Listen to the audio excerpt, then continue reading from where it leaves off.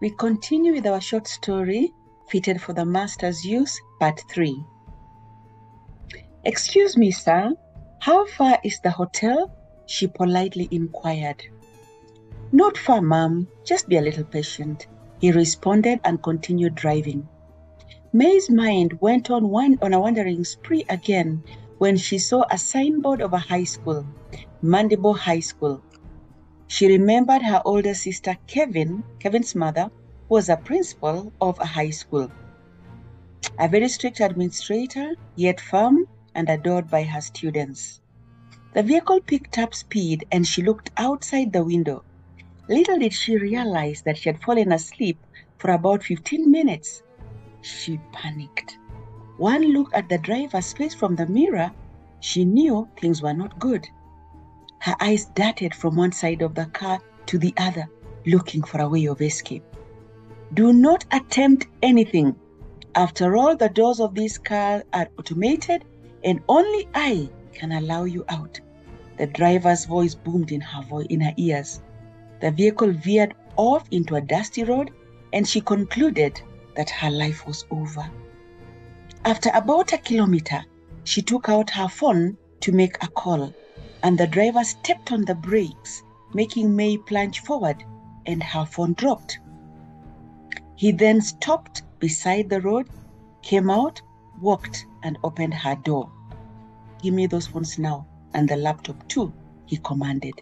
She handed him one of the phones.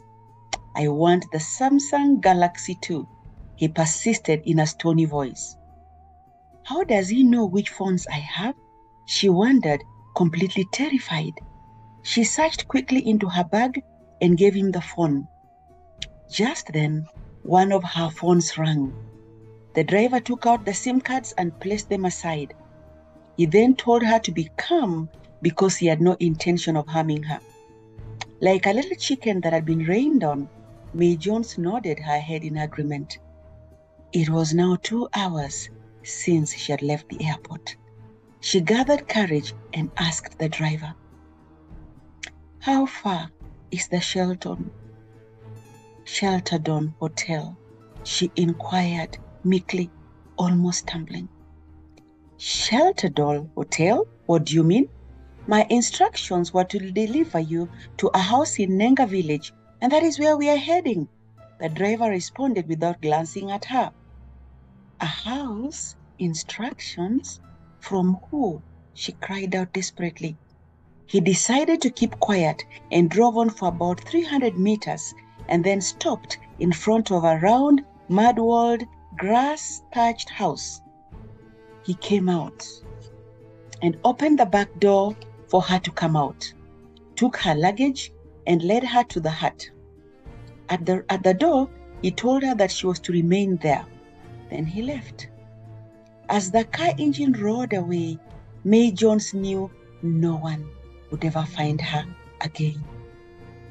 "Hello, is anyone in here?" she asked, frightened. No answer came.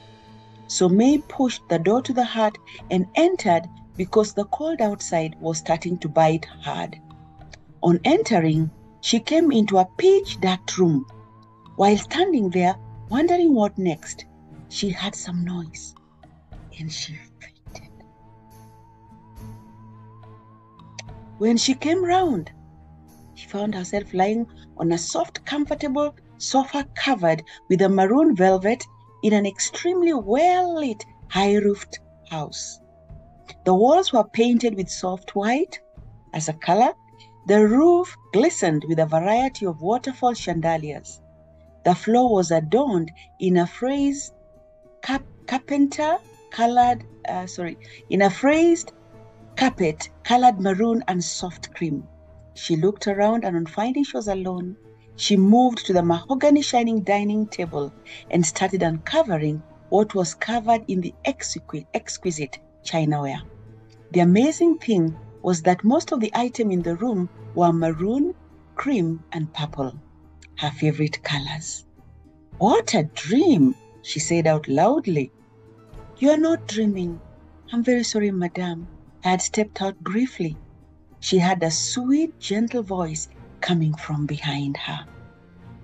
Stunned, She turned to see a girl of about 19 years talking to her. Her fears ceased drastically. "Please help me," May pleaded. "I was hijacked by an unknown man, and I need to get out of here as quickly as possible."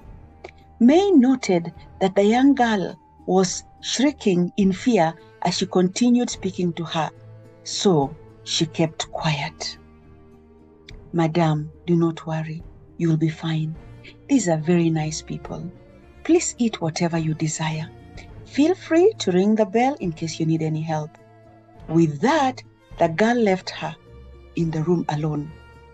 May was left wondering whether she was dreaming.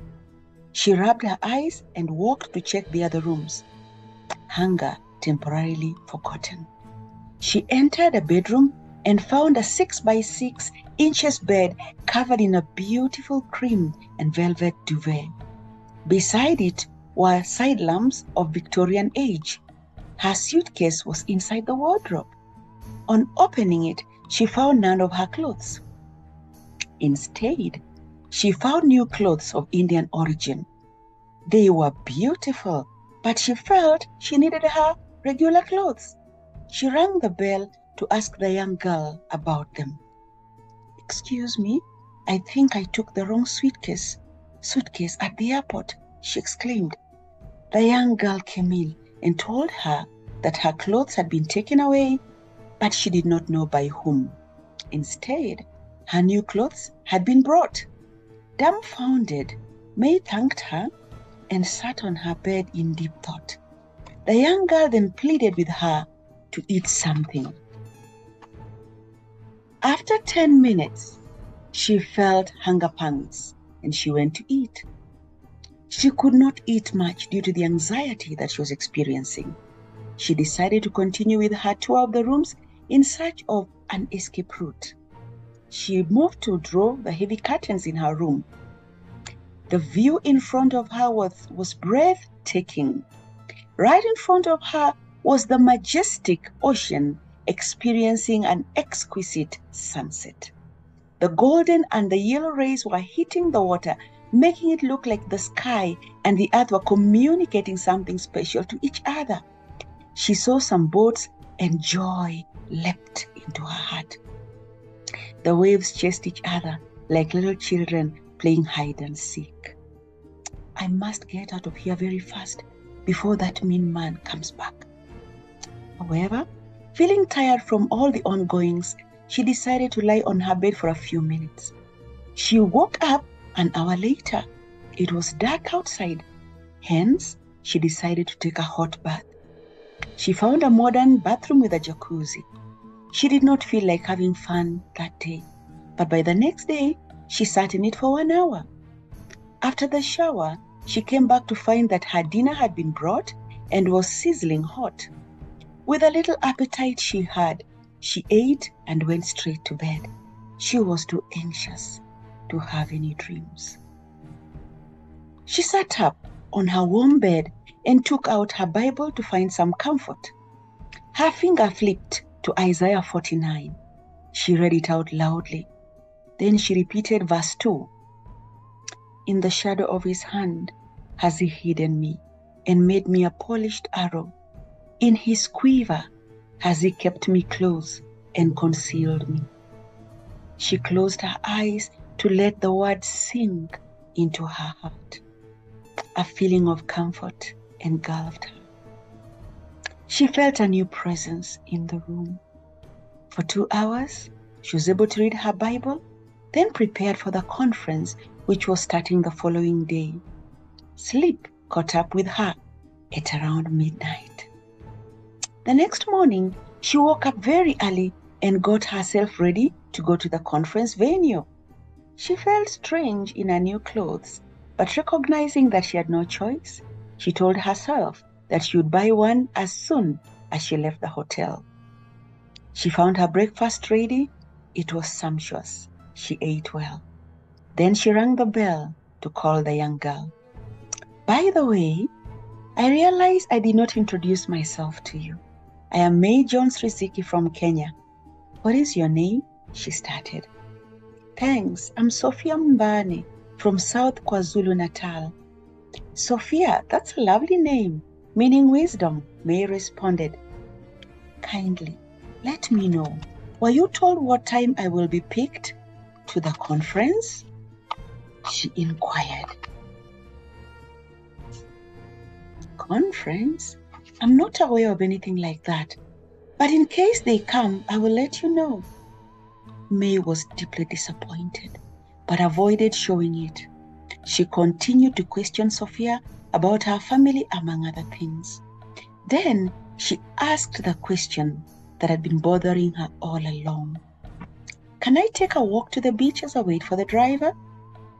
Unfortunately, madam, we are on 5th floor, and the key to the main door is with the owner of this house, and he does not live here. Secondly, between this house and the beach is a very high wall. I'm very sorry. You'll have to wait patiently in here. May felt trapped. She felt her world was falling apart. 2 days went by, and there was little information she could gain from Sophia. All she learned was that Sophia was an orphan who had been taken to school courtesy of the owner of this house, and that she was waiting to start college in September. So she had been requested to take care of this house at the beach because an important visitor was arriving. May Jones Riziki was that important visitor. May had never felt so helpless in her entire life like on that day. However, May found herself encouraging the young girl not to give up on her dreams. By the time their conversation was over, 2 hours had gone by. May could be seen praying with and for Sophia. Madam, I wonder what's so interesting in that Bible. I wish I could get a copy and enjoy reading it like you're enjoying yours, Sophia said reflectively, watching May pick her Bible from the bed. May decided to give her that Bible she had cherished for many years. After that, May spent the rest of the day occupied with her own thoughts. After what looked like 2 decades, the driver came back and asked May to pack her clothes. He was taking her to the airport. Airport? I came here for a conference, Mary replied. Do you know how many days you've spent here? He inquired from her. That doesn't matter. I came for a conference and that I must attend. Madam, the conference ended yesterday. Please prepare yourself very fast. Time is of essence. I have your ticket for a flight back to your country. Flight? Back to my country? May asked in great shock. For more of this, join me for part 4 of the short story, Fitted for the Master's Use.